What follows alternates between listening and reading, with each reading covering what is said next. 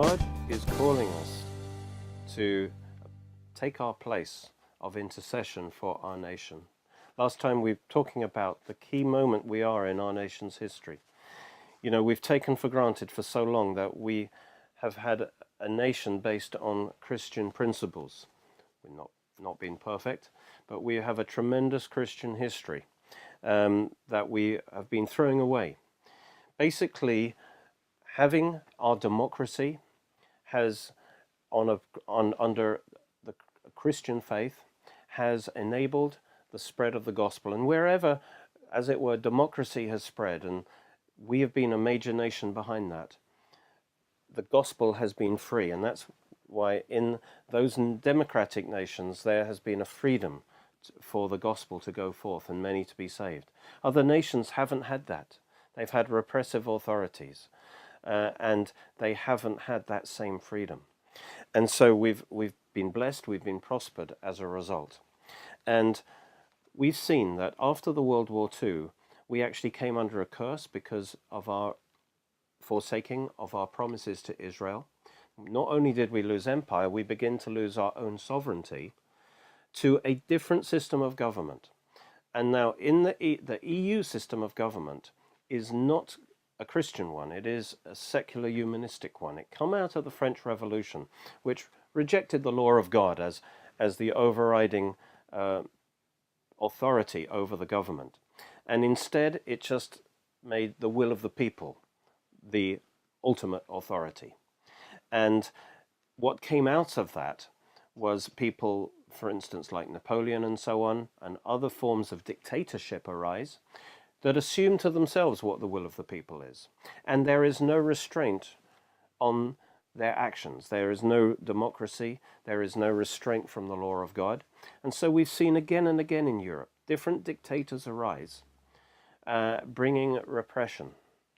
But the UK, we've had a special, unique form of government that has preserved our freedom, has preserved our right to preach the gospel. But when we wedded ourselves to the EU, we came under that secular humanistic spirit. Now, in the EU, it does say we have freedom of religion, but it says that we only have a very limited freedom to manifest our religion. So there's a twist on words there. And that's why it's getting harder and harder to share the gospel in the workplace, for example, and other places, in the public sphere.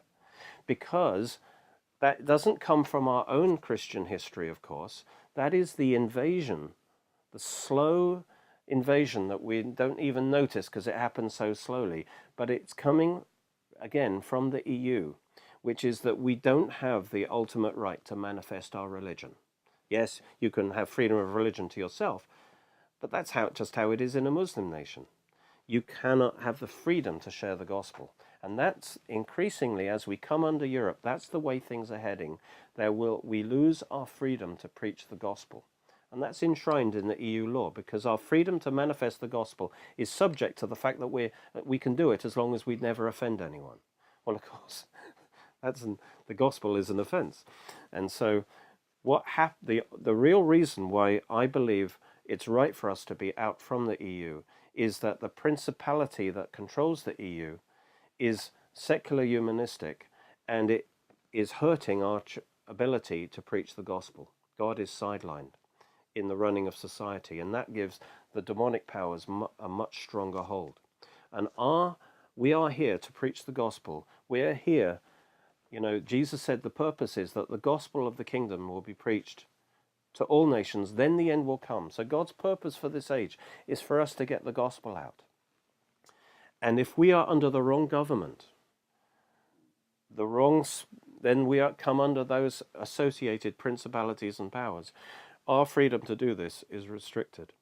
We cannot fulfill God's call upon us as a nation. And so this is a vital issue. That's why Paul told Timothy, first of all, I want you to pray for the kings and those in authority. Who we have in authority depends on our prayers. And that's why I find it a great source of joy, the fact that God has heard our prayers to the extent that something has risen up in our nation to reclaim our calling and our destiny as a nation, to believe in who God has made us to be as a nation.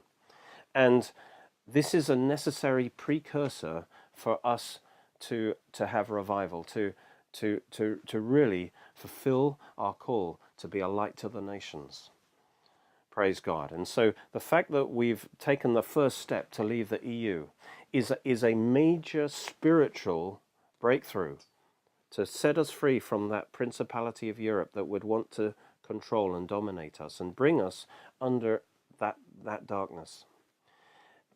We mustn't be satisfied with that, because I believe we're going to see God's blessing more and more. God is chosen to favor us as a nation, to give us our sovereignty back, but we mustn't misuse it. We must take this opportunity to preach the gospel as never before. And we need intercessors to take their place. And we're all called to intercession to bring about the changes that are necessary. We're going to see a change in the spiritual atmosphere over our nation, and we're going to see the church rise up as never before, and we're going to see tremendous things happen as before. Just as God saved us from the French Revolution through the revival under Wesley, and we were set free from that darkness that was coming from Europe.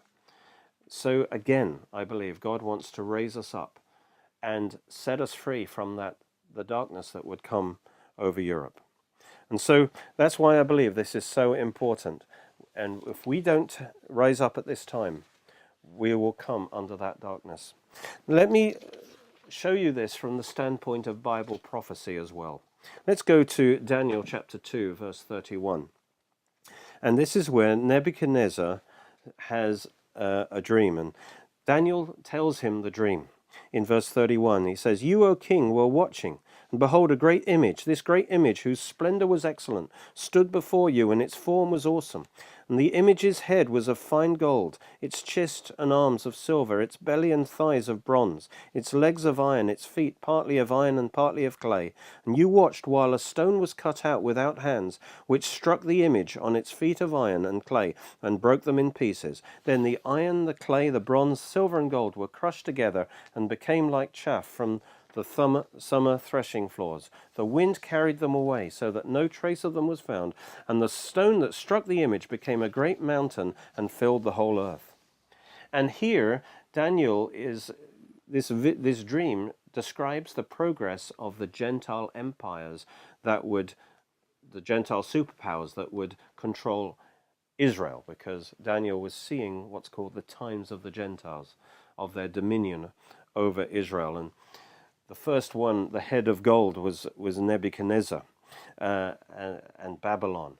And then after that was Persia, and after that Greece. And then we come to the legs of iron and the feet of iron and clay.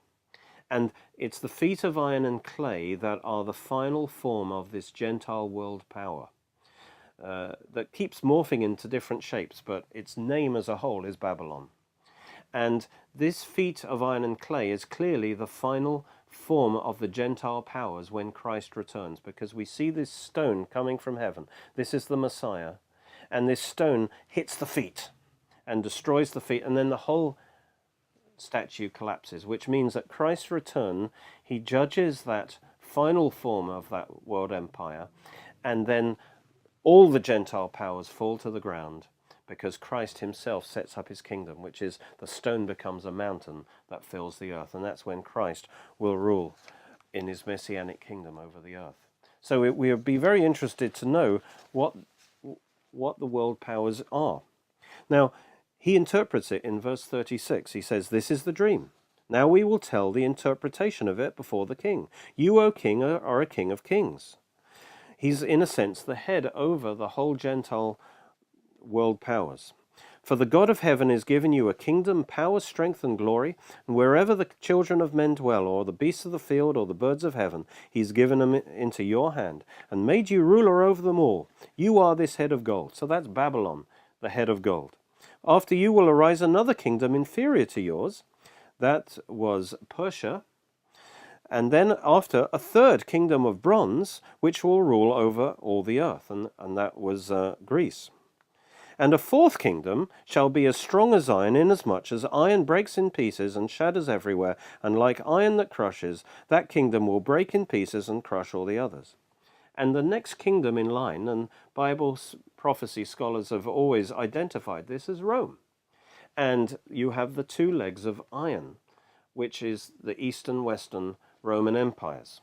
And so that seems to fit the prophecy perfectly.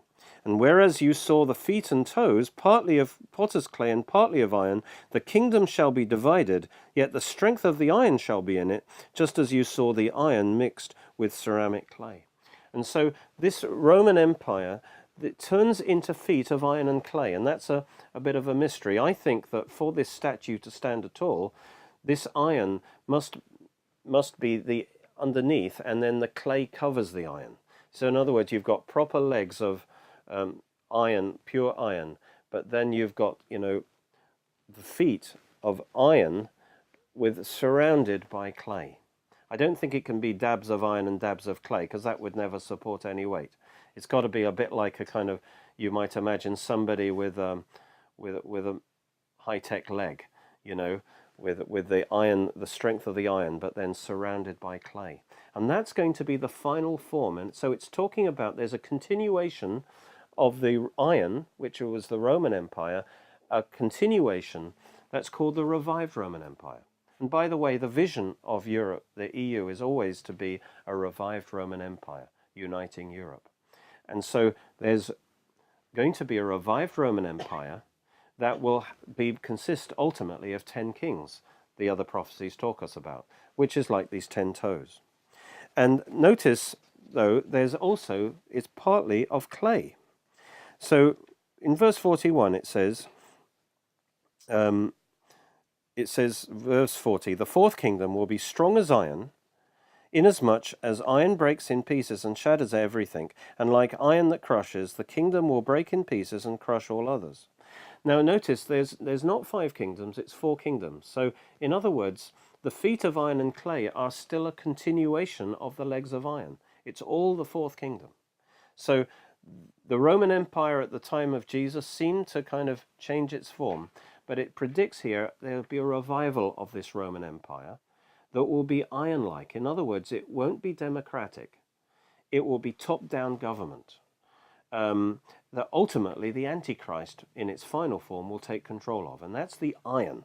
Very centralized control, like the Roman Caesars had ultimate power. So you would have this iron type of government. But it also talks about clay as well.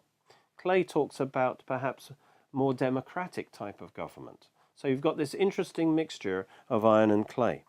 Verse 41, he says, whereas you saw the feet and toes, partly of potter's clay, partly of iron, the kingdom shall be divided, yet the strength of the iron shall be in it, just as you saw the iron mixed with ceramic clay.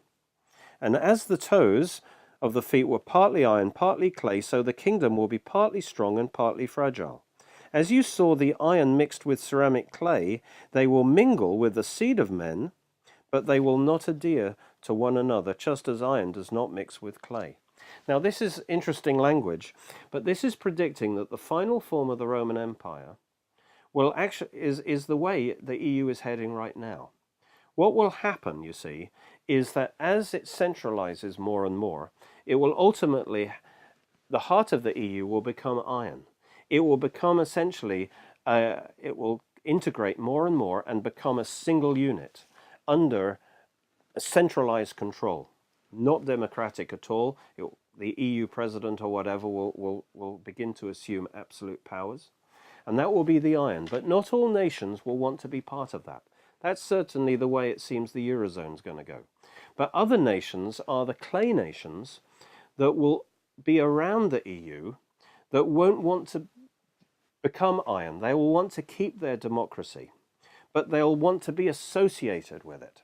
And so it says that it describes it as the seed, interesting language, they will mingle with the seed of men. And this is a reference to how treaties were made in the past. You see, you would marry off your daughter to the nearby king, and that way you'll make a treaty, an alliance in which you're bound together. And so this is talking about the clay nations will be bowing themselves to the iron by treaties, by alliances, and so on.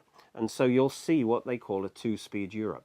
There'll be the iron core, but there'll be those probably in the common market that are bound through treaties, but do not come under that total political integration.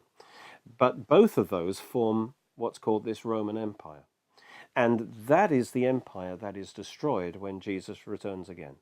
And I believe that we shouldn't be either the iron or the clay. We need to be separated from the whole deal. And so it seems to be this prophecy is coming to pass. There will be a core of iron, but then there will be clay nations that won't want to go all the way, but they'll keep a measure of separation, a measure of democracy. But this will come under the judgment of God, because great darkness will cover this Roman Empire. It will be the center of evil in the end times, and ultimately the Antichrist will take control of it, and God's judgment will come upon it in the tribulation and the second coming. And so, just to finish off the vision, it says, "In the days of these kings, the God of heaven will set up a kingdom that will never be destroyed, and the kingdom will not be left to other people. It will break in pieces and consume all these kingdoms and stand forever." Praise God. "Inasmuch as you saw the stone cut out of the mountain without hands, that it broke into pieces the iron, bronze, clay, silver, and gold, the great God has made this known to the king, what will happen, what will surely come to pass after this." And so I don't want to be part of the center of darkness on the earth, which is this revived Roman Empire. Now, I just should mention that there's another stream of prophetic scriptures, and people are seeing that they believe that this final empire will be an Islamic empire, because they point to many prophecies that indicate an Islamic type of empire, a revived Ottoman Empire. And I struggled at which is it, because I could see both had their merits, and I believe the Lord showed me that in fact it will be both are true, because the revived Roman Empire, we think the EU is mostly the western part of that, but that now we see the immigration issues are causing Turkey now to now be accepted in the EU. I believe this will be the next major development, that Turkey will join the EU, and through Turkey, with its open borders to the whole Islamic world, there will be a mass Islamification of Europe is going to happen. And through Turkey, which is essentially a big part of the Eastern Roman Empire, and that's bordering on Syria too, we're going to see a new kind of Europe take place, where Islam will actually become the major religion. And eventually it is possible under that scenario that we will actually have an Islamic Antichrist figure who is over the EU, because the secularism of the EU makes it wide open. The only thing that would stop is a vigorous Christianity. But secularism and atheism is just weak in itself, and it's wide open to Islamification. And so I think that both may be true, that a great darkness is coming across Europe, and it's going to, we're seeing the fulfillment of end-time prophecy there. But Britain is not necessarily going to be part of that. In fact, God's will is that we're not part of that. God's will is that we're free from that principality over Europe, and that we fulfill our call and destiny to be a light to the nations, and the key to that is to keep our democracy, to keep our freedoms, to keep our Christian faith as a nation, and to be a launching pad for the gospel, for the light of God, to go across the nations. You see, the state of the government of our nation affects the preaching of the gospel. If we come under the darkness, it will come under repression, and we won't have any freedom to preach the gospel. But praise God, God has shown that he's giving us a second chance to rise up again, to come back under the blessing of God. And so it's so vital that we fulfill our call and destiny as a nation, and I believe God's giving us that chance. I want to read to you a prophecy that was given in 1911 concerning the state of nations. This was given through in Russia by a monk to Mother Barbara, and so much of it has come to pass. It's in Lance Lambert's book, The Battle for Israel. And it says, this is before the Russian Revolution, an evil will shortly take Russia, and wherever this evil comes, rivers of blood will flow.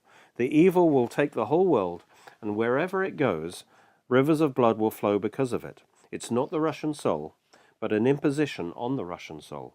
It's not an ideology or philosophy, but a spirit from hell.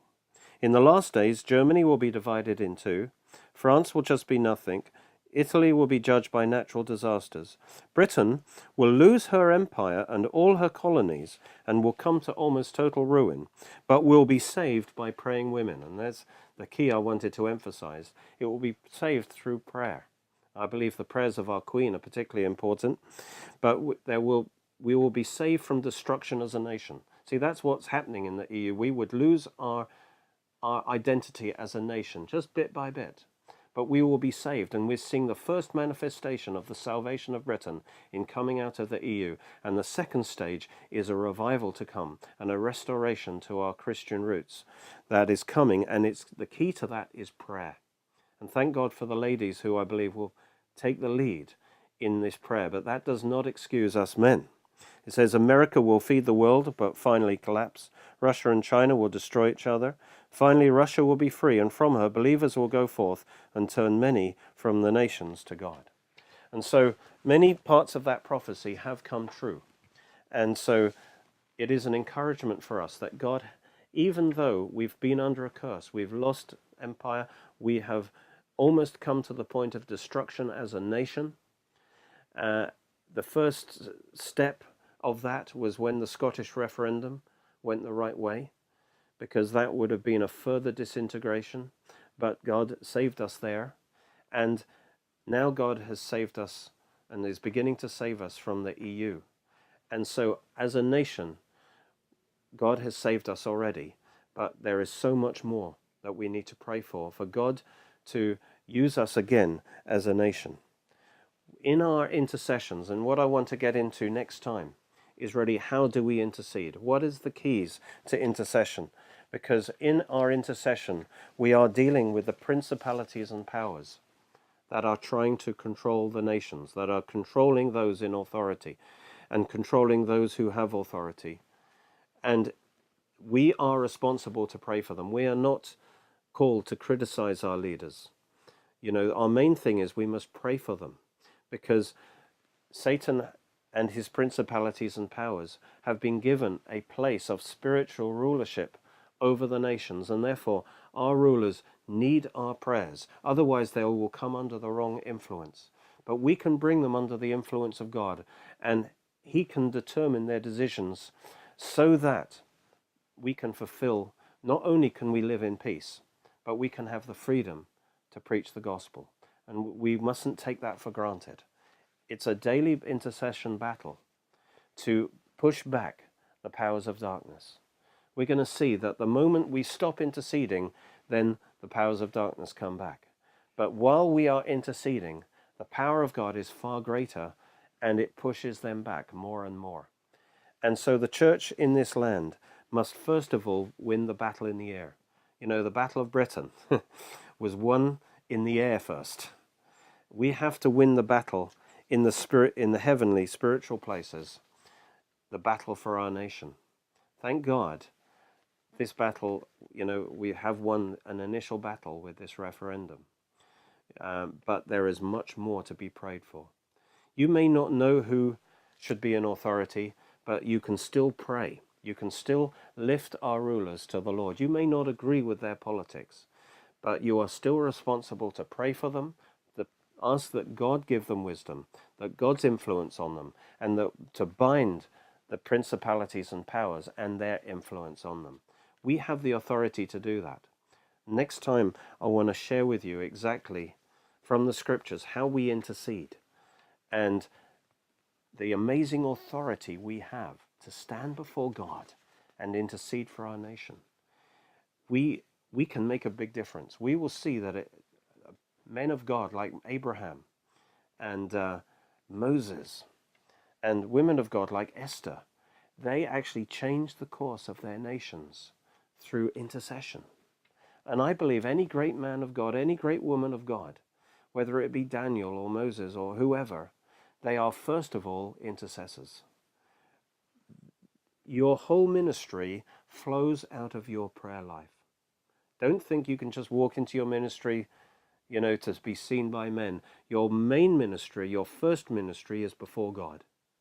And as you minister before God in intercession, you are become tuned into the will of God. You hear what God is saying to you, and you pray that out for your nation, and you walk it out in your own life and ministry.